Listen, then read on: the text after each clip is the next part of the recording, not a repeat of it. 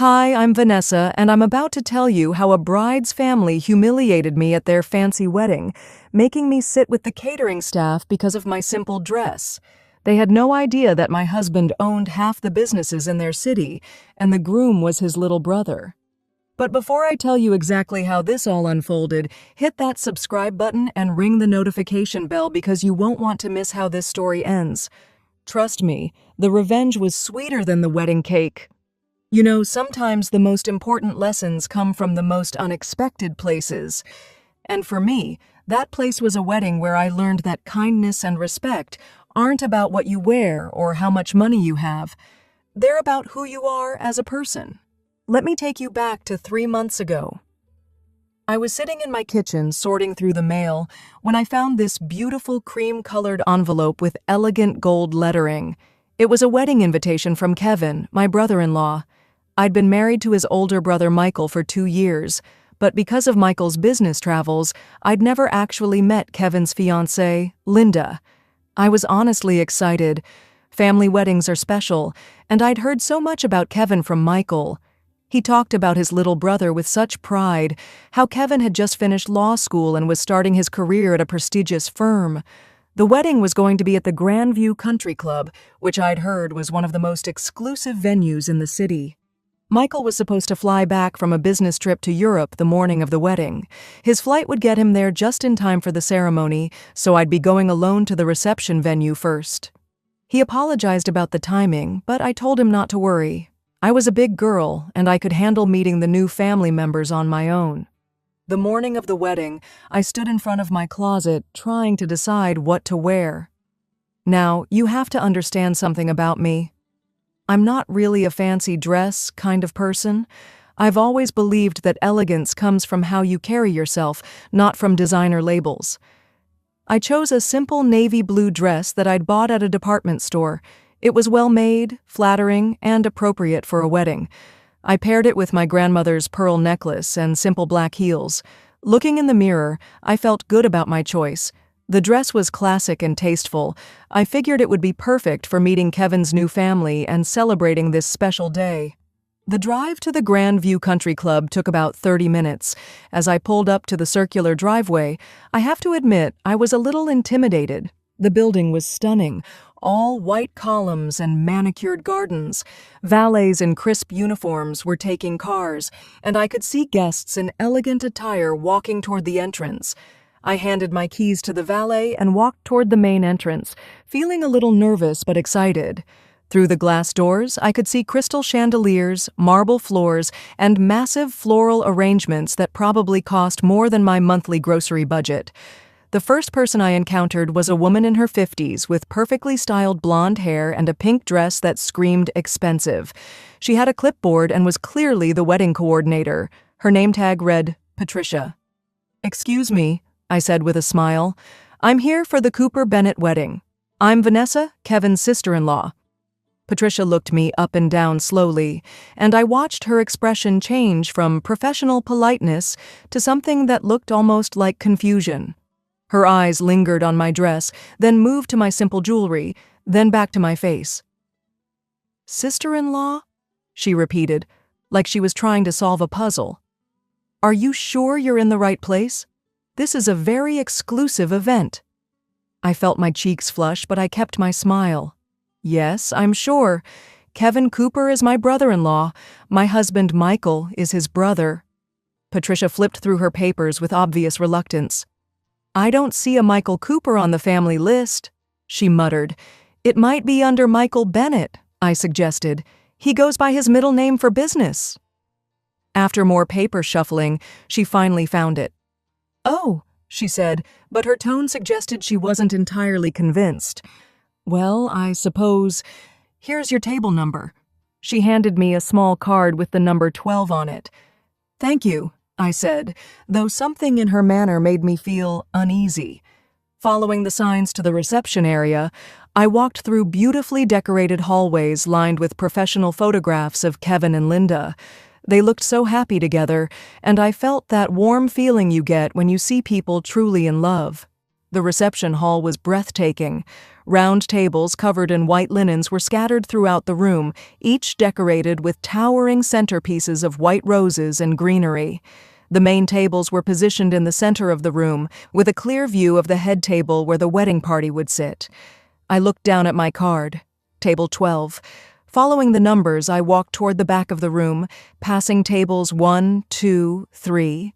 The further I walked, the smaller and simpler the tables became. When I finally reached table 12, I stopped in confusion. It was a small round table for 6, positioned near the kitchen doors. The other people already seated there were clearly venue staff, servers in black and white uniforms who were taking a quick break before the ceremony began. "Excuse me?" I said to one of them, a kind-looking woman in her 40s. "I think there might be a mistake. I'm supposed to be at table 12.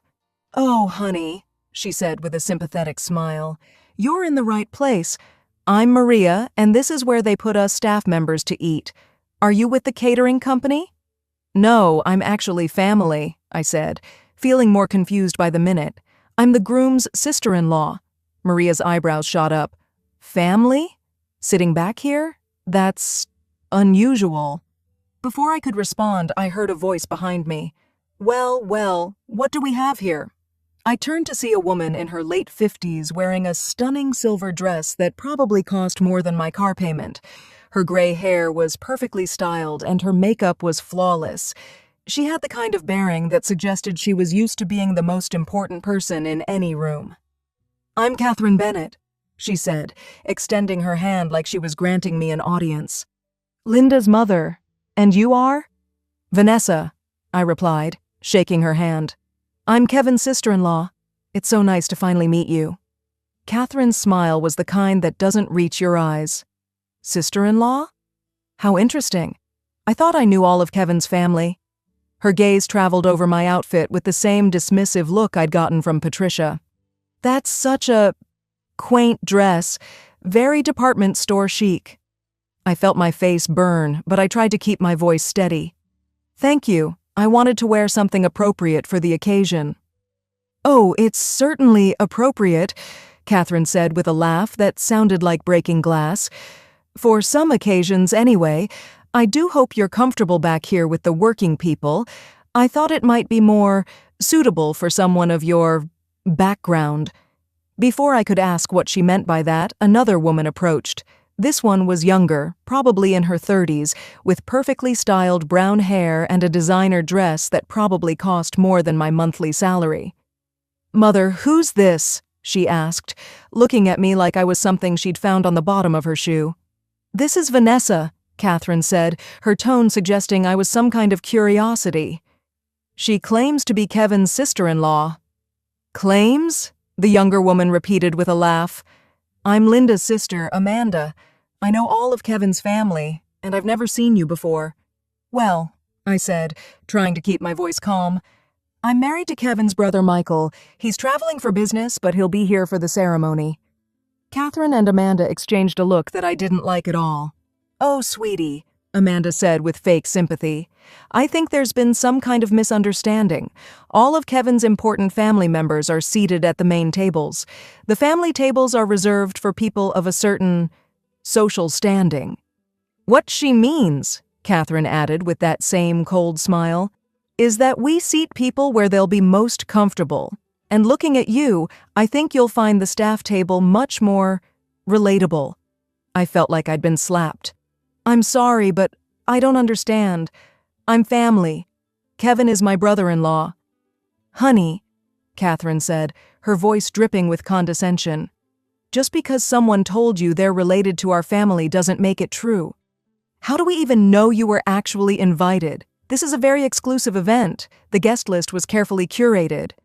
"I have my invitation," I said, pulling it from my purse. Amanda barely glanced at it. "Anyone could have gotten one of those. The question is, how did you afford to be here? Do you even know how much it costs to attend an event like this?" I stared at them, speechless. I'd never been treated like this in my life. These women were being deliberately cruel, and I couldn't understand why. "I think," Catherine said with finality, "that you'll be much more comfortable here at the staff table. The view isn't as good, but then again, some people aren't used to the finer things in life." And with that, they walked away, leaving me standing there feeling humiliated and confused. I looked around the room at the other guests, women in designer dresses, men in expensive suits, everyone looking like they'd stepped out of a magazine. I sat down at the staff table, trying to process what had just happened. Maria, the server who'd been kind to me earlier, leaned over. "Honey, I've been working weddings for 15 years, and I've never seen family treated like that. Those women were being deliberately mean to you." "I don't understand why," I said, my voice barely above a whisper. "Some people," said another server, an older man named Carlos, "think that money makes them better than everyone else. They judge people by their clothes, their cars, their jewelry. They don't see the person inside." As the ceremony began, I found myself seated behind a pillar, barely able to see Kevin and Linda exchange vows. I watched from the back as families I didn't know sat in the front rows, while I, actual family, was treated like I didn't belong. But you know what? I held my head high. I wasn't going to let these people see me cry. I wasn't going to give them the satisfaction of knowing they'd hurt me. Instead, I pulled out my phone and sent a text to Michael. "We need to talk when you get here. I'm at the staff table." His response came back immediately. "What? Why? Are you okay?" "I'll explain when you arrive," I texted back, "but prepare yourself. Your new sister-in-law's family has some very strong opinions about people like me." The ceremony ended, and guests began moving toward the cocktail hour. I remained at my table, watching as Catherine and Amanda worked the room like they owned it, air-kissing other guests and making sure everyone knew how important they were. My phone buzzed. "Michael, just landed. Be there in 20 minutes. Stay strong." Those 20 minutes felt like hours. I watched as servers bustled around me, setting up for dinner service. They continued to be kind, including me in their conversations and making sure I felt welcome at their table. It was ironic. The people who were being paid to be there were treating me with more respect than the family I'd married into. Then I saw him. Michael walked into the reception hall, and I swear the entire room seemed to pause. He was wearing a perfectly tailored charcoal gray suit that fit him like it was made for him, which it was. His presence commanded attention in a way that had nothing to do with arrogance and everything to do with quiet confidence. He looked around the room, clearly searching for me. When his eyes found mine at the staff table, I saw his jaw tighten. He knew immediately that something was wrong. As he walked toward me, I noticed other guests beginning to whisper and point. Michael had that effect on people. He looked like someone important, someone you should know. "Vanessa," he said when he reached me, his voice carefully controlled. "Why are you sitting here?" Before I could answer, I heard Catherine's voice behind us. "Well, hello there!" She had appeared out of nowhere, her earlier coldness replaced by a completely different demeanor. "I don't believe we've met. I'm Catherine Bennett, the mother of the bride." Michael turned to look at her, and I saw something in his eyes that made me glad I wasn't on the receiving end of his attention. "I'm Michael," he said simply. "Michael, how wonderful to meet you. Are you a friend of Kevin's from law school? You look like you might be in business. What line of work are you in?" "I'm in several lines of work," Michael replied, his tone pleasant but cool. "But, more importantly, I'm wondering why my wife is sitting at the staff table." Catherine's face went through a series of expressions, confusion, realization, and then something that looked like panic. Your wife?" "Yes," Michael said, placing his hand on my shoulder. "Vanessa is my wife, and she's Kevin's sister-in-law, which makes her family, so I'm very curious about why she's been seated with the venue staff." I watched as Catherine's perfectly applied makeup couldn't hide the fact that all the color had drained from her face. "Oh my, there must have been some kind of mistake." "What kind of mistake?" Michael asked, his voice dangerously quiet. By now, other guests were starting to notice the conversation. I could see Amanda pushing through the crowd, probably wondering why her mother looked like she'd seen a ghost. "Michael," Kevin's voice cut through the tension. "You made it!" He rushed over and embraced his brother warmly. "I was worried your flight would be delayed. Wouldn't miss it for the world. Michael said, returning the hug. Congratulations, little brother. Linda looks beautiful. Thanks, man. Hey, where's Vanessa? I've been looking forward to Linda's family meeting her. She's right here, Michael said, gesturing to where I sat, at the staff table. Kevin looked confused. The staff table? Why would she be… He looked around at the servers, then back at his brother. There has to be some mistake. That's what I'm trying to figure out, Michael said. Apparently your new mother-in-law felt that Vanessa would be more comfortable sitting with the working people. I watched Kevin's face change as he processed what his brother had just said. What? Catherine, what is he talking about? Catherine looked like she wanted to disappear. There was just a small misunderstanding about the seating arrangements. A misunderstanding? I finally spoke up, my voice stronger than I felt. You told me I wasn't really family. You said I was seated here because of my background, and that I'd be more comfortable with people who were relatable to me. Amanda chose that moment to arrive, pushing through the crowd. Mother, what's going on? Why does everyone look so… She stopped mid-sentence when she saw Michael. Oh, hello. Amanda, Catherine said weakly. This is Michael, Vanessa's husband. I watched Amanda's face go through the same progression of emotions as her mother's had. Husband? But I thought… You thought what? Michael asked, his voice carrying an edge that made me glad I wasn't Amanda. We didn't realize…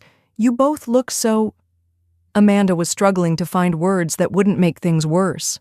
We look so what? I asked, standing up from my chair. So poor? So common? So unworthy of sitting with the important people? That's not what we meant, Catherine said quickly. You just what? Kevin demanded. He looked angrier than I'd ever seen him.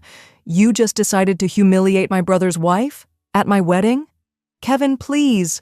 Linda had appeared beside him, looking beautiful in her wedding dress and completely confused. What's happening?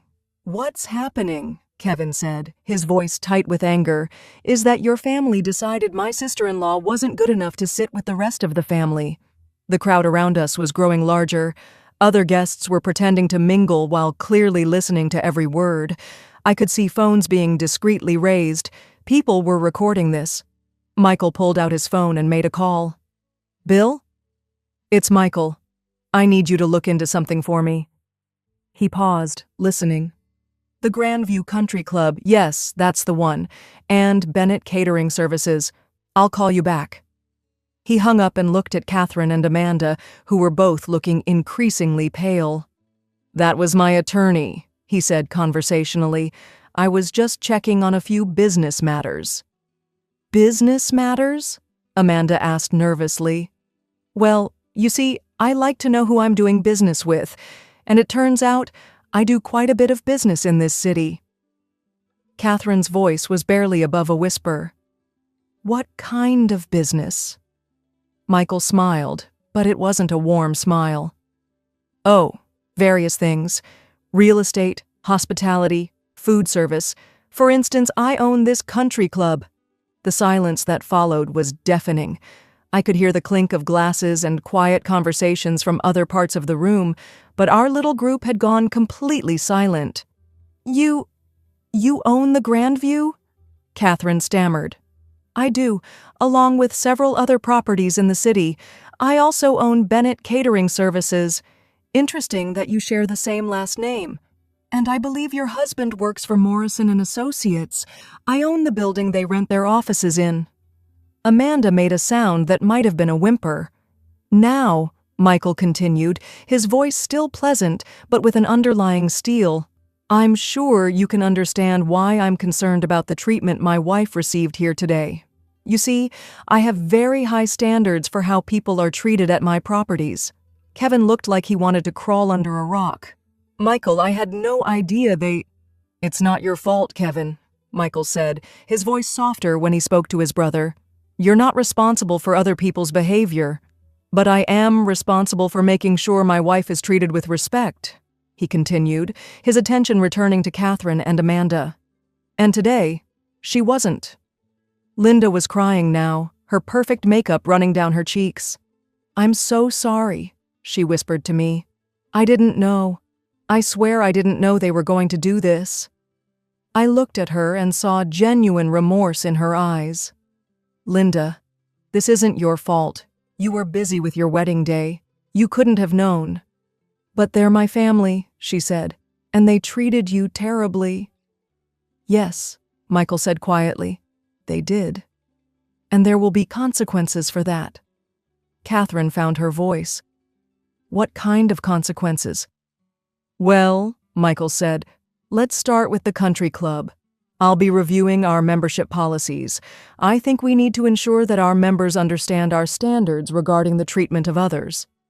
"You wouldn't," Amanda breathed. "I would, and I will. I'll also be reviewing our vendor relationships. Bennett Catering, for instance.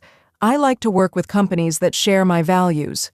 "Please," Catherine said, "we can fix this. We can make this right." "Can you?" Michael asked. "Can you undo the humiliation you put my wife through? Can you take back the cruel words you said to her? Can you give her back the dignity you tried to strip away?" "We'll apologize," Amanda said desperately. "We'll do whatever you want." "You'll apologize because you're scared of the consequences," I said, speaking for the first time in several minutes. "Not because you're actually sorry for what you did." Michael nodded. "My wife is absolutely right. You're not sorry for your behavior. You're sorry you got caught." His phone rang. "Excuse me," he said, answering it. "Yes, Bill? I see. And the building lease? Next month? Perfect. Thank you." He hung up and looked at Catherine and Amanda. "That was my attorney. It seems your husband's firm has been struggling financially. Their lease is up for renewal next month. I'm sure that's just a coincidence." "You can't do this," Catherine said, but her voice lacked conviction. "I can do whatever I want," Michael replied.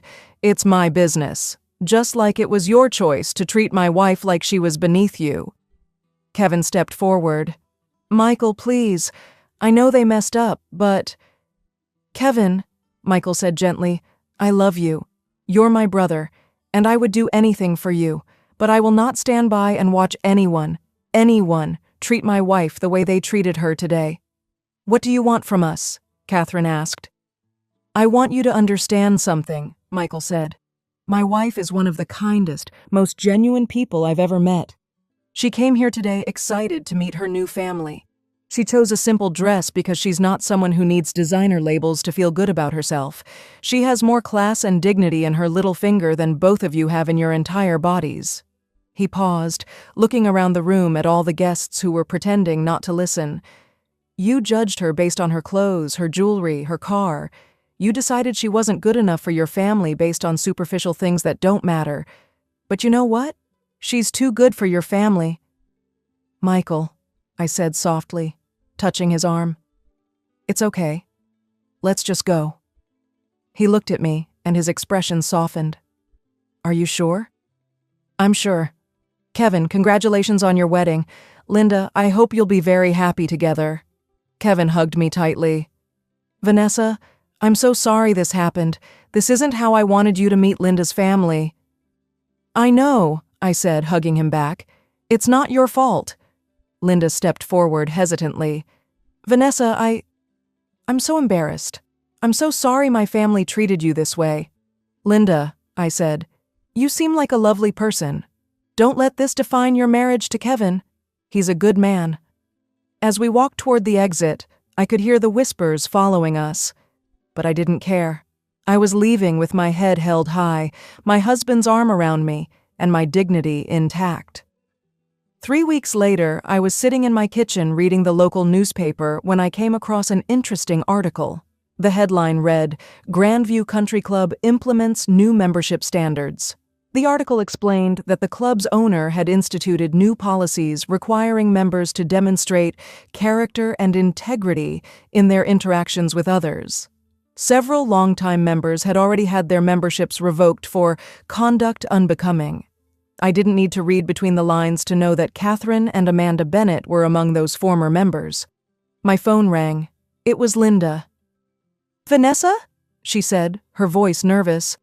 "I hope it's okay that I'm calling." "Of course it's okay," I said. How are you? How's married life? It's good, she said, but I could hear the strain in her voice. I'm calling because I wanted to apologize again for what happened at the wedding. Linda, you don't need to keep apologizing. You weren't responsible for your family's behavior. But I should have stood up for you, she said. I should have said something when I saw what was happening. You were dealing with your own wedding day, I said. No one expects you to manage your family's behavior.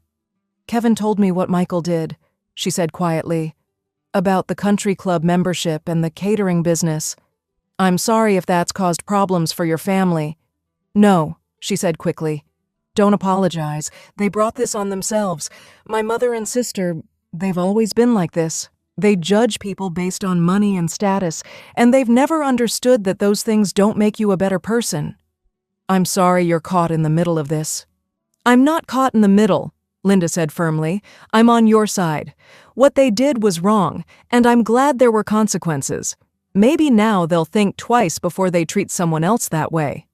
I hope so. Vanessa, I was wondering, would you and Michael like to have dinner with Kevin and me sometime?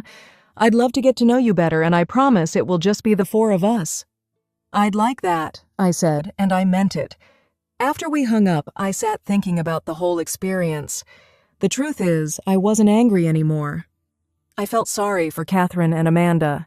They'd missed out on getting to know me because they were too busy judging me.